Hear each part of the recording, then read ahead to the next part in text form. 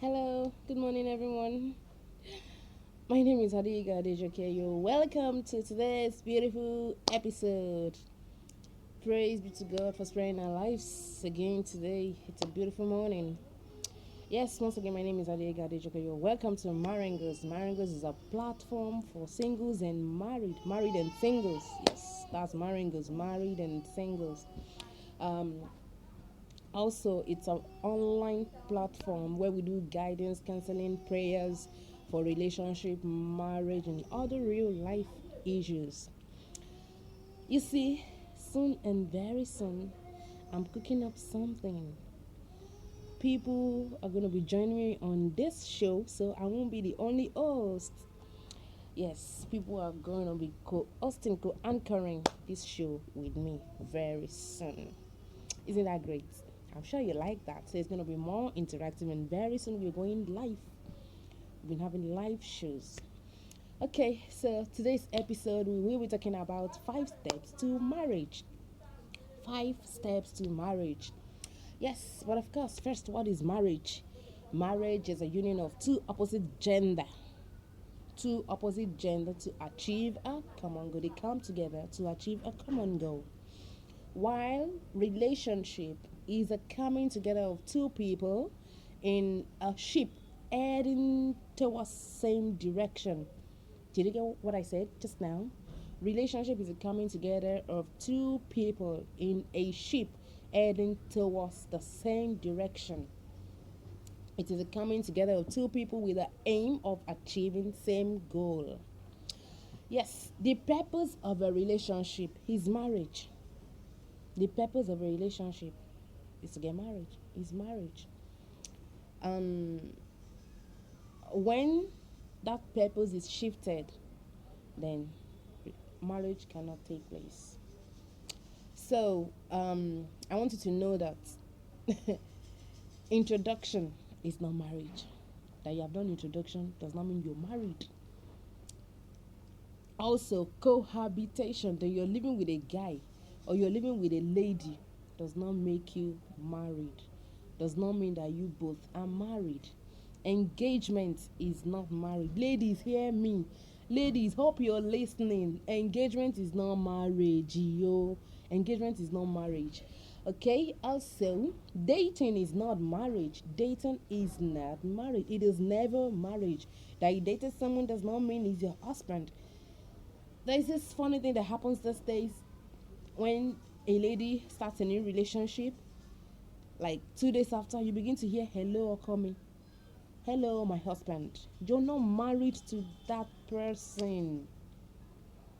You're not married. Stop calling the person your husband or your wife. You're not married to the person. You're just dating. Courtship is not marriage.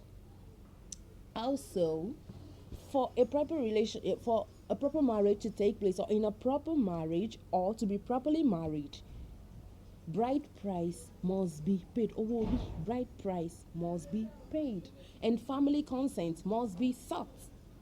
You need to seek family consent. You've been dating a guy for 3 years, 5 years, and he has refused to take you to his family. Man, you need to pick up your footwear and do what? Run for 40. You're dating a lady. You've been in a relationship with a lady for about 7 8 years. You're not doing anything about it. You've not taken her home. You've not paid the bride price. You're not planning to get married to her. So what are you doing in the relationship? A guy has been in a relationship with you for 5 years, 6 years, 7 years, 10 years, and is not talking about marriage, and yet your initiative is not opened. You're still not thinking right. You're still claiming he loves me. He's only using you to get what he wants. And by the time he's done with you, he will trash you like empty can of milk. Um, bride price must be paid to be properly married. For a proper marriage to take place, family consent must be sought. When a guy tells you, no, I would like to just come only me to your family. I don't have anything to do with my family. I hate them. They don't like me. Run. When a lady tells you, "Oh, I can't take you to my family," no, no, no, no, no. Just come and marry me. You don't need to see my family. You need to do what? You need to run. Blackmail is coming up. It means that you will soon be blackmailed. Don't say I didn't tell you, because I wouldn't want you to come to my inbox and start telling me, please hide my identity. Do you understand? Okay. Number 3, love must exist. For marriage to properly take place, or for you to be properly married, there must be love. Love. You must love each other. God must be the foundation. God must be the foundation of your marriage, because it is only in Him that you can find peace, rest, love, and everything you want in life. Everything you want in life. I repeat, everything in God. It's only in God you can find it. So if God is not the foundation of your home, I wonder what wants to be the foundation, or who will be the foundation. Okay, you must know your spouse. That's number 5. You must know your spouse. Of course, you don't need to get married to a stranger. You met on Facebook. After 2 months, he's asking for your hand in marriage. You don't know anything about him. You don't know his place abroad or here in Nigeria. He came home. You didn't see each other. And he keeps talking. You do video calls and all that on Facebook. You're getting married to a ghost. I'm sorry about that. Okay. Number 6, you must befriend him or her. If you're getting married to a lady, you need to befriend her. If you're getting married to a guy, you need to befriend him. You both must be friends. Both of you must be friends. You can't get married to your enemies. You can get married to someone you can laugh with, you can share your feelings with. If you're still, for example, you want to yawn, you still can do that freely with your partner. You're not yet married.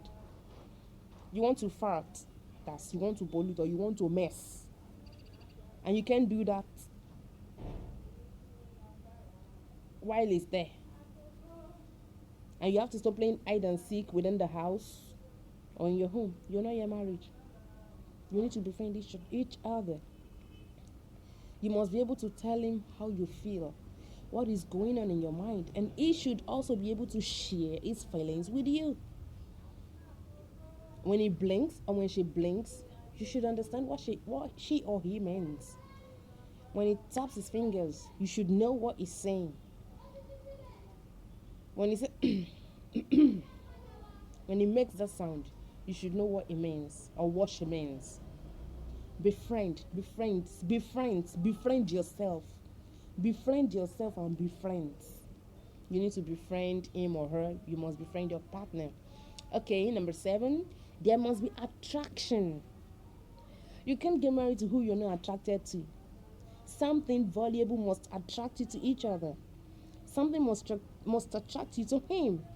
Something valuable must attract her to you.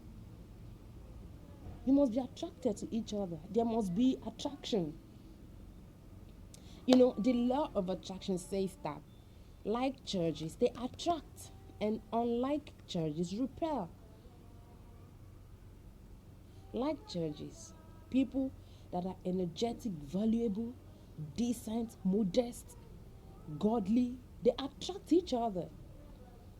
You don't need God to come down from heaven and tell you this is my wife or this is my husband. Of course, you need his leading. He will tell you his will. He will lead you, but the choice is yours. The choice is yours to make. He will lead you. He will show you his will. He will tell you his will. But the choice to act accordingly is yours. God has given us that power, the power to choose, the power to make choices. And whatever choice you make today, you see the end tomorrow. You see the product tomorrow. You see the result tomorrow. Okay, number Number 8, wedding must take place. You can't get married without a wedding, no matter how small. It's not possible for you to just say, okay, we're getting married, I'm getting married to you, you're getting married to me, and the next thing you just pack your things as a woman, pack your box, and you're off to the man's house. Or it just comes and says, oh yeah, pack your load, yeah, pack your load, and you just leave. It's not done like that. Wedding must take place. It doesn't have to be a lousy one. You don't have to go out of your way to go rent a hall, rent cars, make ashwebi and all that. But wedding must take place, no matter how small. Even if not only your papa and your mama, or your family, or your siblings, or your own people and his own people, or few friends, I'll be present. A wedding must take place. Okay, that will lead us to the next point. Let me quickly run through the types of wedding. Types of wedding. So don't confuse yourself by doing the same thing in different forms. Doing same thing in different forms. Because it's very common now. People do that and they waste resources. And if you have enough resources to do that, go ahead and do it, because it's your day. You have to be fulfilled and be happy. But if you don't have enough resources to do that, just do according to your pocket. Shebi otimo, that's what Yoruba says. Shebi otimo, according to your pocket. Yes, you don't have to go out of your way. You don't have to go borrow money, borrow millions. Okay, you're earning, say, let's say 100,000 a month, and you want to get married, and your budget for the marriage is 5 million naira. 100,000 in 12 months is 1.2 million naira, and your budget for your wedding is 5 million or 7 million. Hey, please be wise, because you know that after wedding, ìyàwó go chop, meaning that your wife must feed, and you are going to start a family either sooner or later.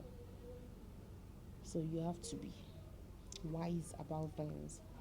So types of wedding, we have the CAT, which is a registry, where you both go to the registry and sign documents that you are now pronounced as husband and wife. Again, is another one is traditional marriage, traditional wedding, where the seek family consent, the families are present, the parents of the groom, the parents of the bride, they give you prayers, they shower you prayers, they pray for you and your spouse, they exchange gifts, and bride price is paid and other things. It doesn't have to be a lousy, you don't need to rent a hall or go out of your way to do that. Also, religious wedding. The religious wedding is the one that takes place in the church or in the mosque. In the church or in the mosque. When it takes place in the church, it is church wedding, where you're joined together as husband and wife and made to to make some vows to each other, and the priest or pastor in church prays for you. Of course, your family will also represent, you know. So, but you here now, and this present age now, you see people, they do they do the registry, they do the traditional, they go to church, they still do other things. Just do according to your body. If you go to the registry, you're married. If you do traditional, you are married. If you go to church, you're still married. So you can choose to do any of it. You can choose to do two. If you have enough resources, you can do the three. You can do the three. And according to your pocket, you can do one. You can do your traditional. You can do your church, or you go to registry. You're still married. So don't confuse yourself, and don't confuse your spouse. Don't make either of you to go out of your way such that after wedding people will start chasing you around, you owing me, come and pay your debts, come and pay your bills and all that. Please, hope you understand. Okay, so lastly I will just say that relationship is not marriage. That you are in a relationship does not mean you are married. Ladies, hear what I've got to say now. That you're in a relationship does not mean you're married. So that leads us finally to the 5 steps to marriage. Number 1 is friendship. Before you get married, friendship. After that is dating. Dating, the period of dating is a period of interview. Period of interview, not the period of intercourse. In the previous episode, I told you that there are steps to marriage. Marriage is a ladder. You have to climb it one after the other, a step at a time. If you miss the steps, you will miss the purpose. And if you miss the purpose, you will miss the reward. Friendship, dating, then your introduction. After dating, introduction, okay.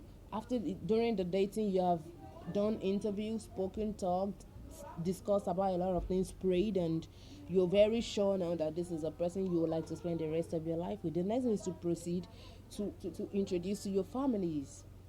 Then an introduction, either large introduction or a mini introduction, or however it is, introduction will take place. After that is the engagement. After the engagement is the wedding proper. And after the wedding, now a lot of people confuse wedding for marriage. Wedding is not marriage. Wedding is not marriage.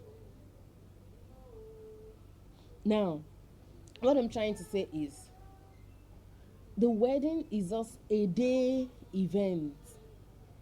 The marriage is what is the life after the wedding. That's what I'm trying to say. That's what I mean by wedding is not marriage. There are so many weddings, very big, huge weddings that crashed the next day. Some crashed the following month. Some didn't even survive a week. Some didn't survive a year. Some didn't even survive 5 years. Wedding is just one day event. People come, you eat, you drink, a lot of activities takes place that day. But the life after the wedding, when you're gone away from the family and friends and you're not alone with your spouse, just the two of you now, with God being the foundation and God being the third person in the marriage. You understand? Two of you now, you and your spouse have become one, and with God as a third person. Two of you. Amos 3:3 says, "Can two work together except they agree?" So there have to be an agreement. You may wed and not agree. There are people who get wedded on contract, but the life after wedding is now the real marriage. That's when things begin to unveil itself. I will discuss more on this in the next episode. But for now, we have come to the end of today's episode. I hope you have learned something. Please, I need your feedbacks. I want you to call me. You can call me or send text message 08060105515. That's 5515. 08060105515 is the number. Do you need guidance, counseling, prayer? Feel free, just call me and I'll be there to listen to you. And also, please like my channel. Please like it. Please, I need your feedbacks. Please comment. And I beg you, please subscribe. All this cannot be happening without you. So please, I need you. Thank you very much. I love you so much. My name is Adeiga Adesoji Adejoke. See you some other time. Bye.